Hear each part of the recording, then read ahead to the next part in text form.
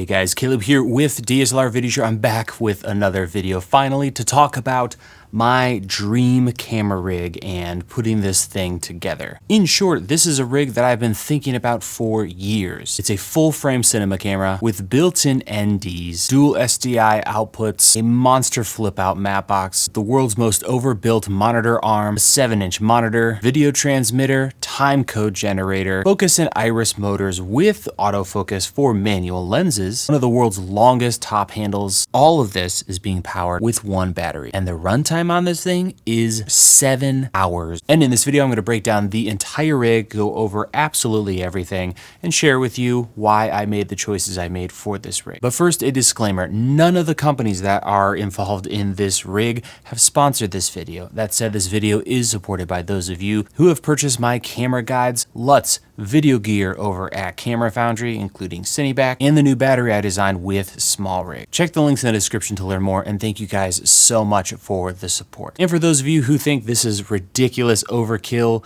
or just completely unnecessary, especially for a mirrorless camera, jump to this point in the video and we'll talk about that. So here is the rig. Let's start on the operator side and talk about the camera first. So this is the Sony FX3 in a SmallRig cage and mounted to Cineback, which is a product that I've designed and sell through CameraFoundry.com. In fact, if you hear background noise in this video, it's because they're boxing up a bunch of them right now. So this works with the FX3 as well as several other cameras. There are several other models coming out. Another great feature with Cineback is having the flip out screen here nested in this protective slot so that we can use it as an additional monitor for maybe menus and whatnot, but it's not going to get damaged. It's out of the way. It's not flopping around on the side of the camera. So I'm obviously a huge fan, really designed it for myself because I love these mirrorless cameras, but I also like to build them up when needed. So that is the FX3 mounted in Cineback. Right in front of the camera, we have this little guy, which is a super cool adapter by Breakthrough Photography. It is an E-mount to PL mount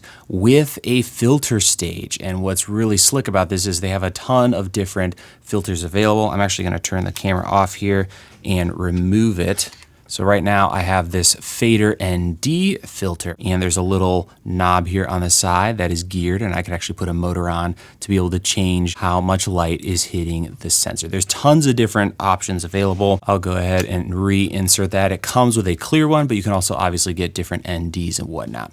Now, to make this work on this camera setup, I had to actually hack off a chunk of my FX3 camera cage because a lot of these camera cages that are made for these smaller cameras have a bar off to the side that is going to block an adapter like this. So I had to cut that bar in half to be able to get the adapter on and off, as well as being able to remove the filters. But you just want to make sure that there's still some metal connecting the top and the bottom of the cage, or else it's going to be very unstable. So this is still super rock solid, and I absolutely love having essentially ND built into this thing. From there, we can talk about the lens, which you can barely see, but it's actually a Nisi 35mm lens. I love the Nisi Athena primes. So what's great about this particular rig and setup is I can swap those lenses out. All of my focus motors, my matte box, nothing has to really change because they're all the same size. Before we get to the matte box and other stuff, we need to get back to kind of the core of this rig and really what it's built on to be able to get it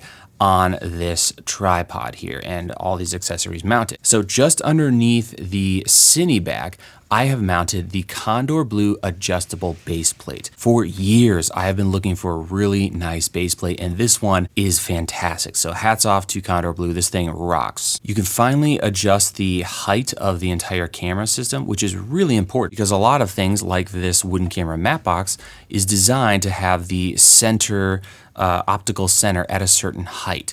And there's actually standards for all of this stuff that ARRI and others have come up with. So this base plate allows me to adjust any camera I put on it, which is just awesome. So it works fantastic with Cineback and different camera bodies that you need to raise and lower to certain heights. It also has a dovetail receiver built into the bottom. So I actually have a dovetail right here, also from Condor Blue, that I've mounted to my tripod head this allows me to finely tune the balance of the entire rig on the tripod. And of course, I could add handles to this thing if I wanted to go into a shoulder mount setup, which I'm not really into, but if you wanted to, you could totally do that. Another thing about this base plate is it has 15mm rod receivers. So I've got two stainless steel 15mm rods.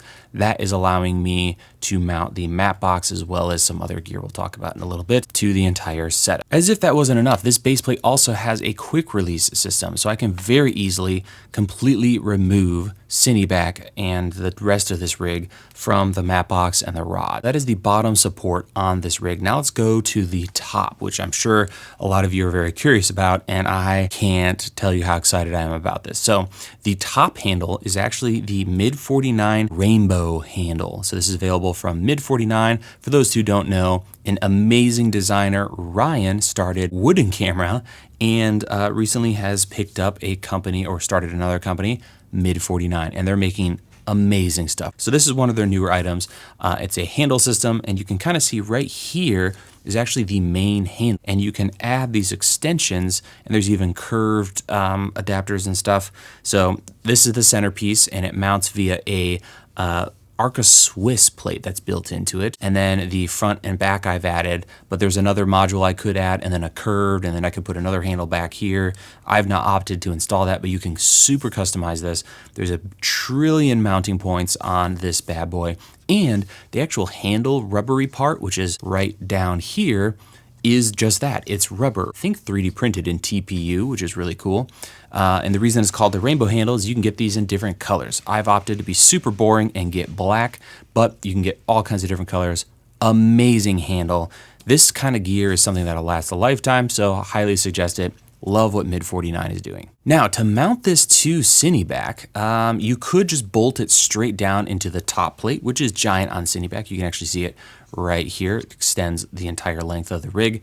And that would be fine. But I wanted to be able to finally adjust it forward and back, as well as completely remove it if I wanted to.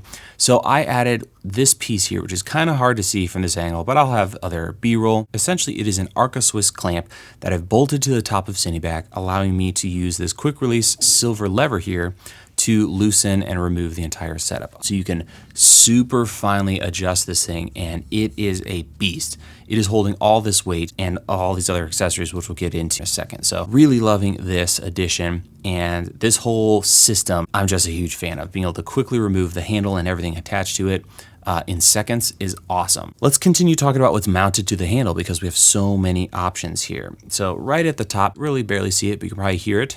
I have the Mutiny start-stop button for the Sony cameras, or in this case the FX3, so I can have a nice easy to access record button right on the top without having to reach down in here, which I could do. I can still access buttons on the camera, but that's just a fun little item. Mutiny's makes some great stuff, so you can check them out. We have another item from Mutiny we'll talk about down here in a little bit. Also over here I have something I've wanted forever, and that is the Bright Tangerine Titan arm. So I'll spin the camera around a little bit so you can see a little better. I wish it came in black, but it comes in this kind of bluish gray and this orange. So I've opted for the orange. Someday I might be a crazy person and paint it.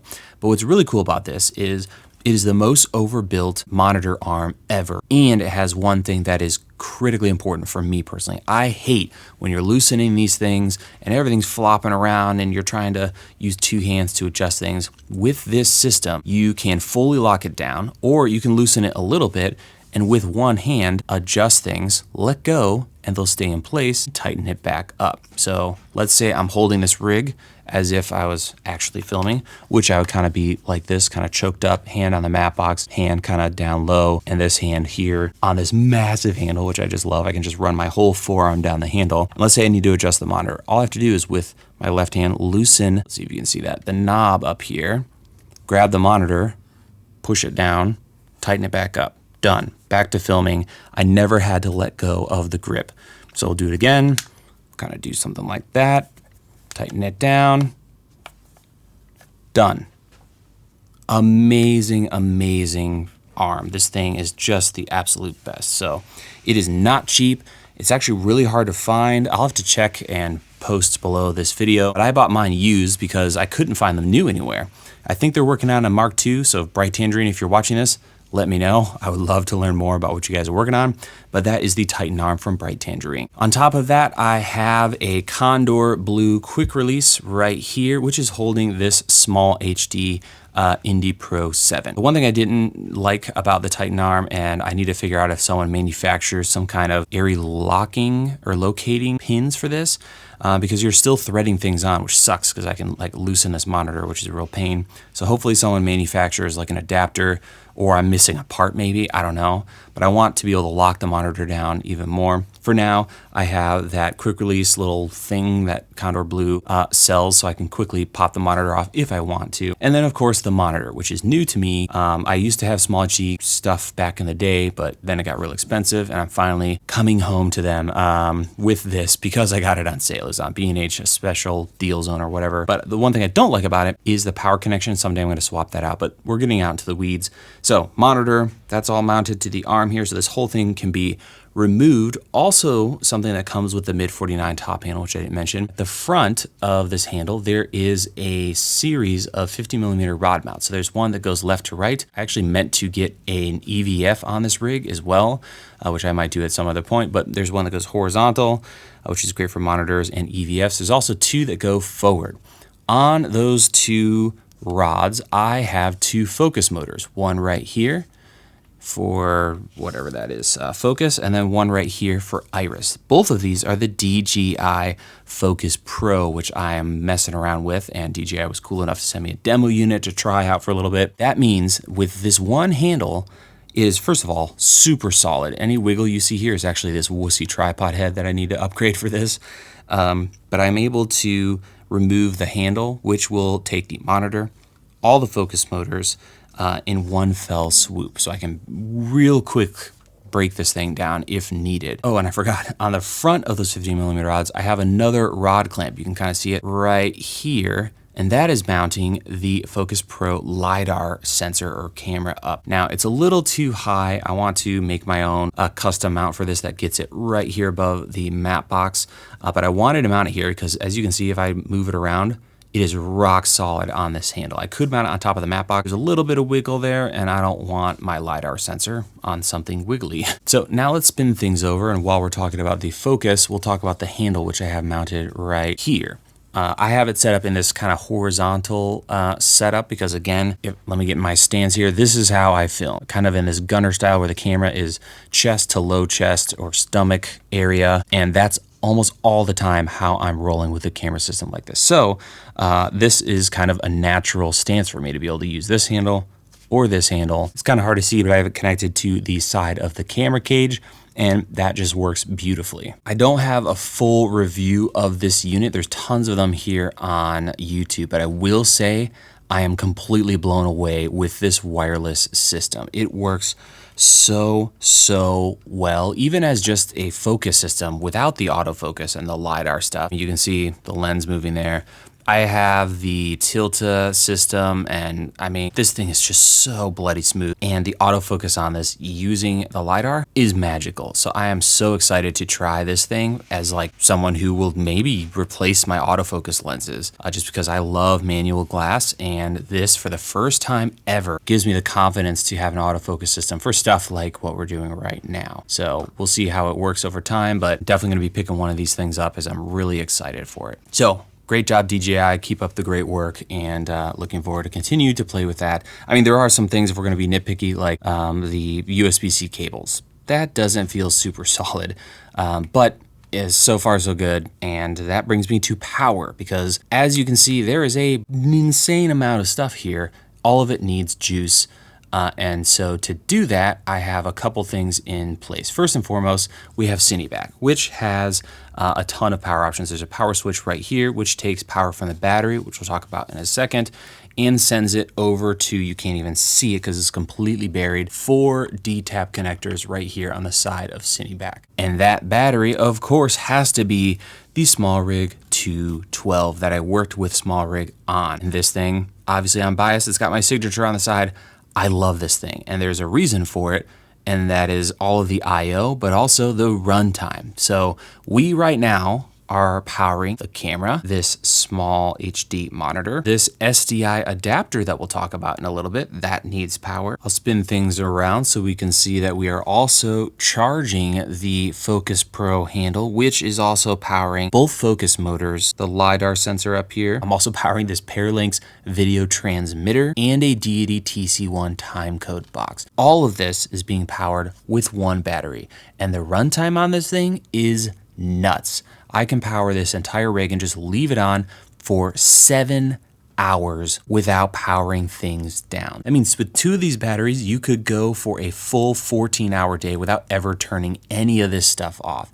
And I think that's one of my favorite things about this rig is, first of all the functional weight. I can just grab this thing and go, and I have everything I would ever need to be able to work with. It's super easy to swap out lenses, but also I can just leave it on. In fact, I've had this thing on all morning long, and I just don't have to worry about power. Especially if I have 2 of these bad boys, I'm just set. And that's one thing I'm really starting to appreciate as time goes on, is just battery life. Having something that you just don't have to worry about power. So that's what we're doing for power. The SmallRig 212 battery on a V-mount powering everything. I'm gonna backtrack a little bit and talk about this SDI box. So this is actually a Blackmagic 12G HDMI to SDI converter box. It is actually installed to the top of Cineback using a new product of ours. So you can check it out over at camerafoundry.com. I don't even know what we're gonna call it yet, but essentially you bolt this thing to your camera cage or Cineback, then you bolt down the converter box into it, and this thing is crazy rock solid. But going back to the actual box itself, it is powered over USB-C, and it allows you to take HDMI in and gives you 2 12G capable SDI outputs. On top of that, you can actually install a LUT on this thing when you connect it to your computer and essentially convert it into a LUT box, which is super cool. Let's talk about the last thing on this side of the rig, and that's this little box down here. This is a new device from Mutiny. Essentially, it is a breakout box for the FX3, and it gives you locking connectors for your timecode and your remote. So you can see this yellow cable here from Deity. This is running to the timecode box on the other side, and it is a locking connection, which is awesome. So this thing is super rugged, really awesome. And I have that mounted to a little 15mm to 1/4-20 adapter. So this way we can quickly tap in with a timecode cable, as well as having a remote jack, which goes up to our pushy, clicky remote start button here at the top. Oh, I guess the last things I'll mention on this side of the rig are cables. I'll link to these 12G SDI cables that are really nice and black. Love those. And then, of course, I've got a right angle Condor blue blacked out HDMI cable. So that's the only HDMI cable in the setup. It goes from the camera through Cineback's built-in cable management over to this Blackmagic box, which I'll show that to you now. Can you even see it? Not really, but the cable is right here going into that Blackmagic box. So it's a really nice and tidy setup for cables. Okay, now let's talk about this side of the camera, which looks like mayhem, and it is, but you can still easily access the handle. All the cables are nicely organized, and we're gonna dive into some of these items. So let's start here with this cluster of stuff, and I'll show you B-roll because you can't really see any of it, but coming off of Cineback, we have a ton of 1/4-20s on the side. I have mounted a cheese block rod or brick, I don't know what to call it really, onto the side. Off of that, I've got another cheese plate and then a second cheese plate, giving me a mounting point here on the side for all this stuff. I can spin it around a little bit. This is probably a better angle for you guys to see, but you can see I have this transmitter mounted to the side of the rig, as well as this timecode box, and a lot of cables are nested. So this thing does several things for me. First off, it will protect all of my D-taps on the side of Cineback. So I'm not gonna be accidentally banging those. I can tuck cables in there and they're nice and secure. Secondly, it allows me to mount this transmitter, which is a Paralinx transmitter. You can't buy these new, but they're one of the best budget ways to get a super solid transmitter that has pretty much zero latency. I could run something like a Hollyland, but there's just tons of latency with all these, budget options. So for about the same price, you can pick up one of these Paralinx kits, and they're amazing. They're 1080p, but they have LEMO connections. You can get them at SDI or HDMI. I love them. So got that bad boy, zero latency transmission with this rig. Velcro to that, I have this TC1 from Deity, which is one of the best bang for buck, and it actually just period, without even talking about money, ways to get a timecode box. So that's running over to our timecode breakout on the other side that we talked about already. Love that thing. You could sync it up with a bunch of different devices, yada, yada, yada. You can watch videos on that on YouTube. And then of course we have a super fun patch that I'll include that and this other one that I forgot to mention on the battery, which is probably my favorite over here. So those are super fun. Link in the description along with everything else. From there, we have the map box, which is going to be the Wooden Camera UMP1. This thing is a monster map box. There are several different configurations for it, so you can get a clamp on, you can get a 15mm rod, or like me, you can spring for the swing away. Wow, this thing, I don't even know where to start. So first, I guess it's just a beast. You can't really see from this angle terribly. I'll actually loosen this up so you can see better, but we have a huge NATO rail on the top. We've got them on both sides.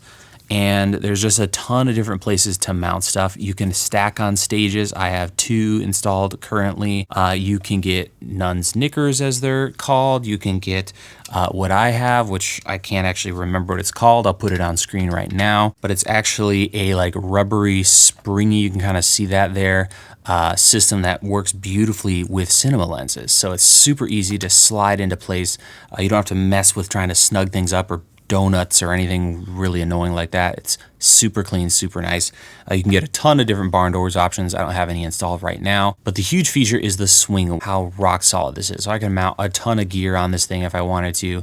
And of course the swing away, which works great. So I'm gonna loosen this silver knob here, rotate this knob here, which pushes the map box forward. Then I press down on this little tab here, and just like that, the map box is swung out. So I can spin things around. And as you can see, I can easily get in here, swap out my lens. They're all the same size, so I don't have to mess around with, you know, moving this thing forward and back. So now when I'm done, I simply lock it back in place. We rotate in. As you saw there, the lens just pops right into that little ring, that rubbery ring there, and then I just lock down the silver knob, and then we're ready to rock and roll again. So really easy to jump in and change out lenses. Filters, of course, are super easy to adjust as well. So that's the map box from Wooden Camera. I got it because I really wanted a super solid map box that I could almost pretty much use as a handle for the entire rig, as well as being able to swing it out, but no loose, weak stuff. So maybe at some point I'll try some bright tangerine matte boxes, but for now I'm loving this thing, and I got it used, so that was a big reason, as I could save a lot of money by buying it on eBay with a bunch of accessories instead of trying to pick one up new. I'm going to briefly talk about cables because there are, as you can see, a ton of them here. A lot of them come with stuff, but some I wanted to mention are going to be Condor Blue. They're making some really great cables, guys. They're not paying me to say that at all. I just really dig them. So their HDMI cables have been great.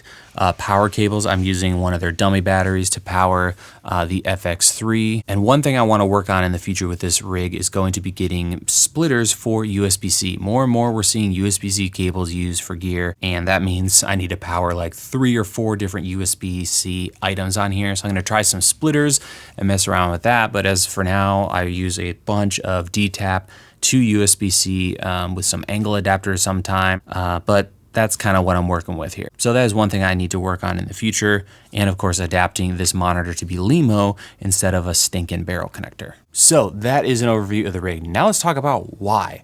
Really, it's because I want to, and I've always wanted one of these rigs, but there are some functional things I want to go over. This is definitely not going to be for everyone. I can hear the comments just screaming down there about how, why don't you just buy a cinema camera? Why would you take such a small camera and build it up to something so big? Why can't you just use a lens and a camera? And to that, I have several different counterpoints, and really, I'm not here to argue. You do what you want, I'll do what I want, everyone will have a good time. But for me personally, I don't like big cinema cameras because there always will be that. They will always be cinema cameras. They will never be a stills camera. They'll definitely never be a small mobile camera. So I love these smaller mirrorless cameras and have for years, and really, if you look back at my videos, have been talking about and championing this form factor forever, because you can strip it down to nothing, just a camera, lens, go on the subway, film incognito, no one knows the difference. You can also, these days, because these are so powerful, build them up to something like this and go shoot a feature film or a blockbuster movie. That's why I love those, whereas a cinema camera, like a C whatever 100, is just gonna be this monster cinema camera that's gonna get you in trouble and will always be big. Now, I'm not knocking on those. They're not bad, and there's definitely a place for them.